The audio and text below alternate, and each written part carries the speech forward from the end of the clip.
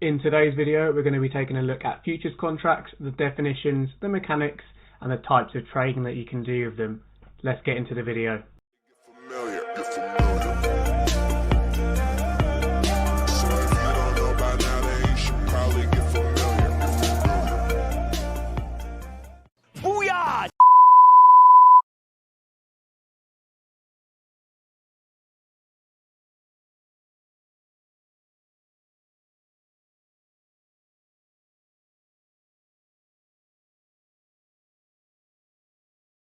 Today's article is an investopedia article that we're going to be going through in today's video, and we're going to be taking a look at futures contracts, okay?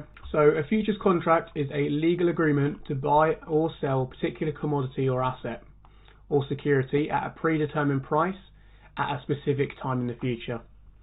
And futures contracts are standardized for quality and quantity to facilitate trading on futures exchanges. A buyer of a futures contract is taking the obligation to buy and receive the underlying asset when the futures contract expires. The seller of the futures contract is taking on the obligation to provide and deliver the underlying asset at the expiration date. Now, futures contracts are financial derivatives that mean that the buyer is obliged to purchase the underlying asset or the seller to sell the underlying asset at the predetermined price in the future on that date. The futures contract allows an investor to speculate on a direction of a security, commodity, or financial instrument, either long or short, using leverage. So you can use leverage on these. We're going to explain leverage in a later video, but it's very simple. It basically it's just multiplying your funds by a factor that you decide, and then you take on the liability of losing the funds you put out as collateral to gain the extra leverage for a larger transaction size. Futures are also often used to hedge the price movement of underlying assets, and this helps to prevent losses from unfavorable price changes.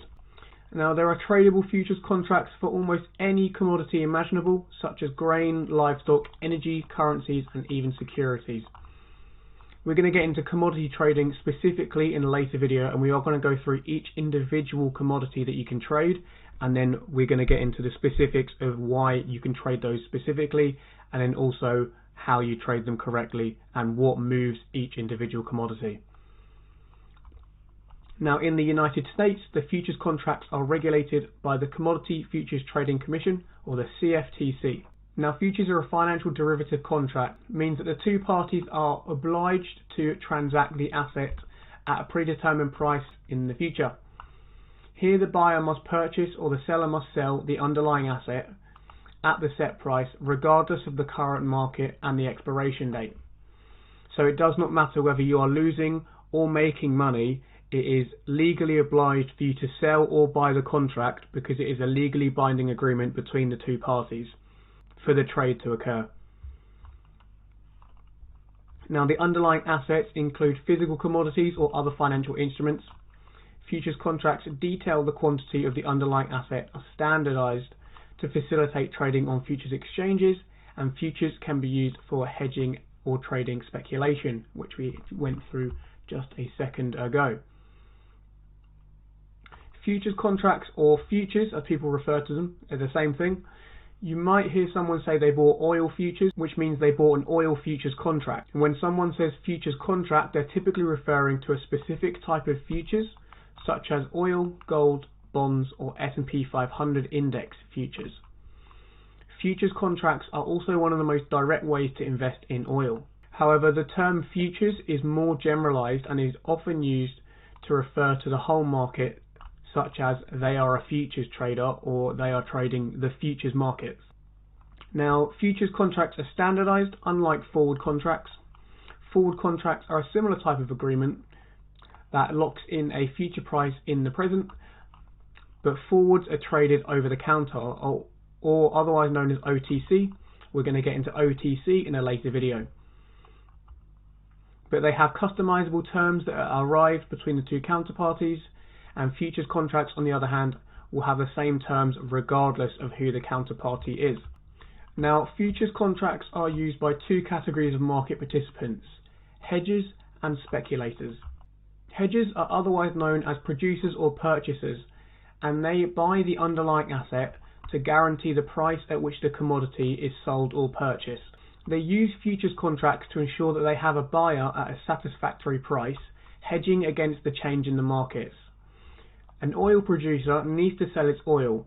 They may use futures contracts to lock in a price that they will sell at, and then deliver the oil to the buyer when the futures contracts expire. Similarly, a manufacturing company may need oil for making widgets, since they like to plan ahead and always have oil coming in each month. They may too also use futures contracts. This way they know in advance how much they are going to pay for the oil, the futures contract price, and they know when they will be taking the delivery of the oil once the contract expires, because it is legally binding. Now, speculators, on the other hand, since many commodity prices tend to move in predictable patterns, it is possible to make a profit trading futures. We're going to get into trading the whole stock market in future videos about the mindset of trading, and then what you want to look for in individual trades as well. But even if one does not have a direct interest in the underlying commodity, you are still able to make a profit from trading. Traders and fund managers use futures to bet on the price of the underlying asset. For example, a trader may buy grain futures if they expect the price of grain to increase before the delivery date. In any unexpected changes to the weather or growing conditions may cause futures prices to drop or rise. Now, futures contracts can be used to set prices of any commodity or asset, so long as there is a sufficiently large market for it. Some of the most frequently traded types of assets of futures are outlined below. You've got agricultural futures. Now, these were the original futures contract available at the Chicago Mercantile Exchange, otherwise known as the CME. Now, it's just another futures market that you're able to buy futures contracts from. Now, in addition to grain futures, there are also tradable futures contracts in fibers such as cotton, lumber, milk, coffee, sugar, and even livestock. Like I said before, we're going to go into the specifics of each individual commodity in a later video. But energy futures as well, these provide exposure to the most common fuels and energy products such as crude oil and natural gas. Metal futures, these contracts are traded in industrial metals such as gold, steel, and copper. Currency futures, these contracts provide exposure to changes in exchange rates and interest rates of different national currencies. And then you have financial futures, which are contracts that trade in the future value of a security index. For example, there are futures for the S&P 500 and Nasdaq indexes, and there are also futures for debt products such as treasury bonds. Futures contracts versus forward contracts. A futures contract is similar to a forward contract, where a buyer and seller agree at a set price and quantity of a product for a delivery at a later date. And both types of contracts can be used for speculation and for hedging. However, there are important differences.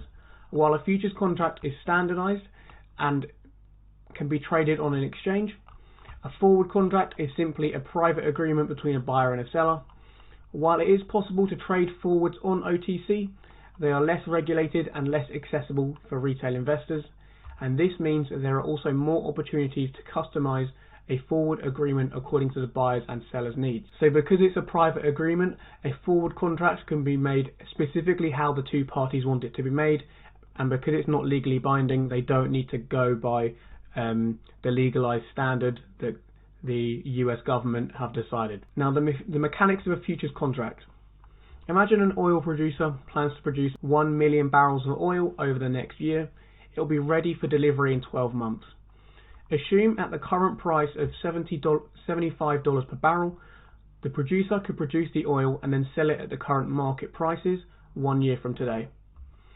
Given the volatility of oil prices, the market price at the time could be very different, or at the current price in a year's time.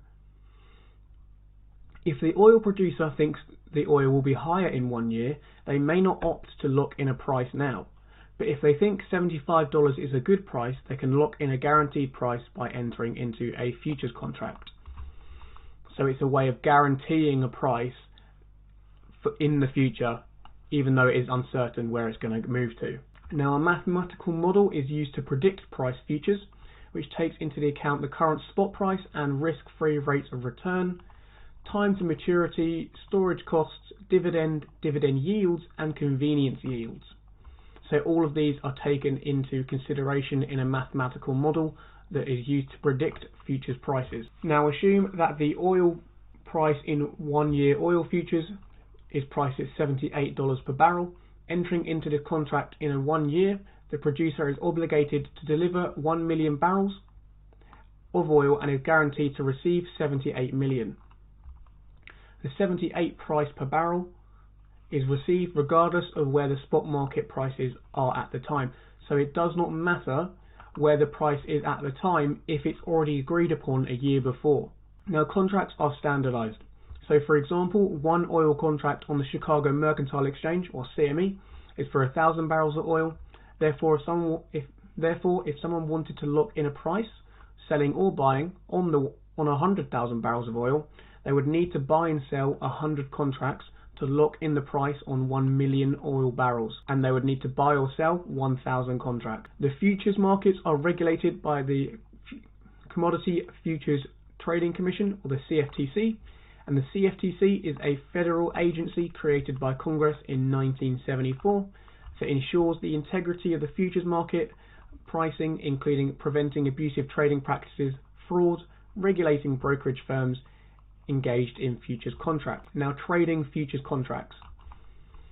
Retail investors and portfolio managers are not as interested in delivering or receiving the underlying asset. A retail trader has little need to receive 1,000 barrels of oil, but they may be interested in capturing the profit on the moves of the oil. A futures contract can be traded purely for profit, and as long as the trade is closed before the expiration date, this is fine.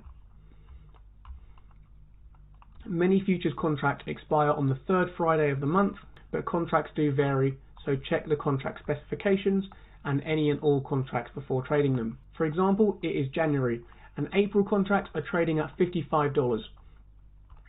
If a trader believes the price of oil will rise before the contract expires in April, they could buy the contract at $55. This gives them 1,000 barrels of oil.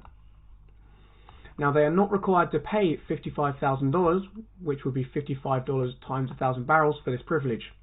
Rather, the broker only requires an initial margin payment, specifically of a few $1,000s for each contract. Now, the profit or the loss of the position fluctuates in the account as per the price of the futures contract moves. If the loss gets too big, the broker will again ask the trader to deposit more money to cover the loss. This is called a maintenance margin. And a lot of people do get wrecked by maintenance margins, okay? But the final profit or loss of the trade is realized when the trade is closed. In this case, if a buyer sells a contract at $60, they make $5,000, as $60 minus $55 times by 1,000 barrels is $5,000. Alternatively, if the price drops to $50 and they close out the position there, they lose $5,000. So it is a risky business. Now, why is it called a futures contract? Futures contracts get their name from the fact that the buyer and the seller of the contract are agreeing to a price today for something in the future. So it's called a futures contract because it's based on the future prediction of a price, whether that is up or down from the current valuation.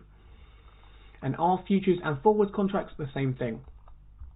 Now they are both two types of derivatives, and they function in the same way majoritively, but the main difference is that futures are exchange traded and have standardized contract specifications, and these exchanges are highly regulated and provide transparent contract pricing data.